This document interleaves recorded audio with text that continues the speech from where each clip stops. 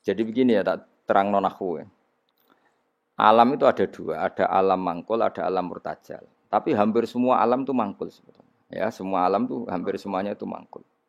Mangkul itu satu nama yang diambil dari satu makna dalam kosakata, napa? Dalam kosakata. Misalnya Hamida, Yahmadu, Hamdan, napa? Hamida, Yahmidu, Hamdan atau Yahmadu, Hamdan. Hamdan maknanya pujian, napa? Kemudian Nabi karena orangnya sifatnya terpuji disebut Muhammad, orang yang dipuji. Sehingga nama ini potensi rubah-rubah. Di Taurat itu Nabi gak disebut Muhammad, disebut Ahmad. Di Injil juga disebut Ahmad. Itu tidak masalah karena Hamida Yahmadu ya. Saya ulang lagi Hamida Yahmadu. Berarti kalau ingsun Ahmadu, saya muji. Karena Nabi itu orang yang sering muji Allah, menamakan dirinya Ana Ahmadu. Saya ini pemuja Allah. Berarti ana uta ingsun niku Ahmadu muji sapa ingsun Allah ing Allah. Sehingga ketika Nabi misalnya di Injil disebut Farqolit, Munahama, enggak masalah. Selama ini klaimnya orang Yahudi dan Taurat, di Injil Taurat itu enggak ada kata Muhammad. Ya tentu enggak ada karena Injil Taurat itu bahasa Ibrani, no? Di situ disebut Munahama, kadang disebut Farqolit. Tapi maknanya Mahmud atau Muhammad orang yang dipuji. Paham ya? Makanya hampir semua alam itu mangkul, no? Mangkul. Nah, pentingnya mangkul itu apa? Kalau suatu saat sejarah itu tidak sama, itu enggak masalah. Karena hakikatnya alam itu rata-rata mangkul. Saya beri sekian contoh ya, semuanya. Misalnya dulu Madinah itu Yasrib, kenapa? Yasrib.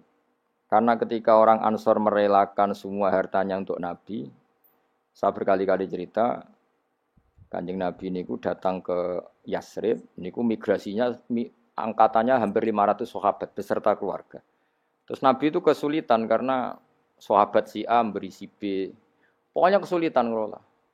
Karena kesulitan ngelola, terus orang-orang Yasrib bilang, "Ya Rasulullah, hadhihi madinatuka taf'alu fiha ma tasa." Sudah engkau tidak perlu pamit per personal. Misalnya Nabi mau titip Abdurrahman bin Auf dititip si A, yang Abu Bakar dititipkan si B, yang Umar dititipkan si C. Kan kesulitan Nabi. Karena Nabi harus mikir yang punya tanah siapa, harus pamit kepada siapa, karena semuanya pendatang.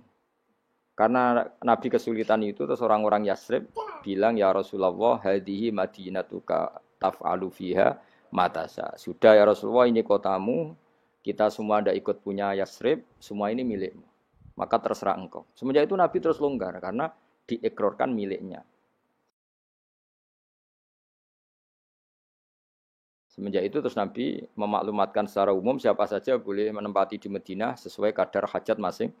Nah, semenjak itu diarani Madinatu Rasulullah Shallallahu Alaihi Wasallam. Jadi hampir semua kota itu pasti mangkul.